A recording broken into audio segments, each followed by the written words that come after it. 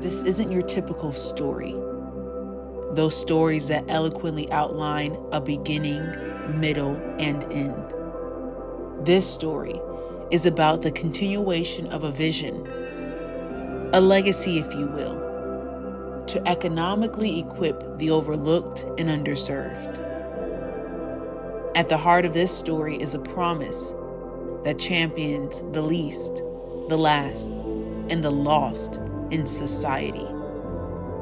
Together, we hold the power to fulfill the promise. The rise of this promise traces back to my hometown, Seattle, Washington.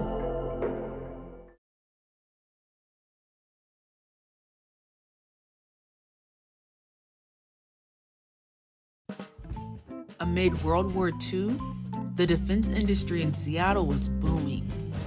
The Puget Sound region became a hub for ship and aircraft construction, which stimulated other sectors of economic growth.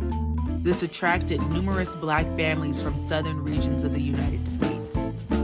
While some might say they longed for the American dream, I'd argue they were redefining what it meant to be Black Americans. Please tell me, what was post-World War II Seattle like?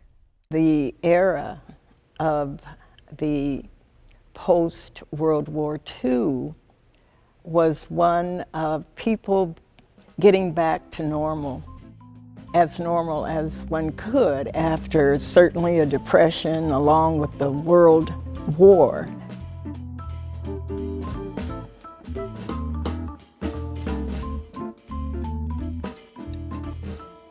And so at that time, if we're focusing just on African Americans in Seattle, I must say that there were very few of us here. We were all relegated to a certain area. We fellowshiped with one another, certainly when we went to church. That was kind of our foundational activity. The schools were not segregated. Primarily, there wasn't too much of the blatant racism in schools until the Great Migration.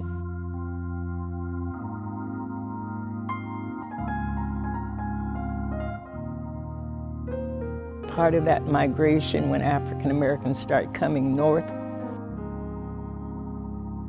looking for a better job, looking for a better future for their family, that they begin to experience a lot of discrimination.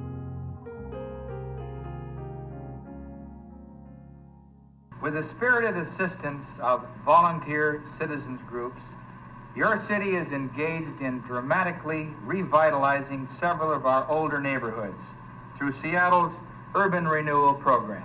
This map shows the 330-acre area involved in the Yesler Atlantic Urban Renewal Project. Recognizing the importance of this far-sighted planning, the federal government is investing $2 million in this project. Ultimately, this area will gain a new junior high school, a new park, and playground. Urban renewal is another vivid example of how teamwork is building Seattle. Urban renewal program. Black removal. The urban renewal, black removal. Can you define what redlining is? In '72, the executive director of the Central Area Motivation Program, Dr. Rosalind Woodhouse, had me represent a camp with the Central Seattle Community Council Federation's Housing Committee. And that committee studied how there were like 5 loans or less made to blacks in the central area of Seattle. The restrictive covenant said you can't sell to a Jew, black, Asian, or Indian. The redlining affects you to where you're not able to get resources in order to rehab your property. And so when you look at the Central District and all those homes that were inhabited by African American people, a lot of my grandmother, for instance, they weren't able to get the loans in order to do the home improvement.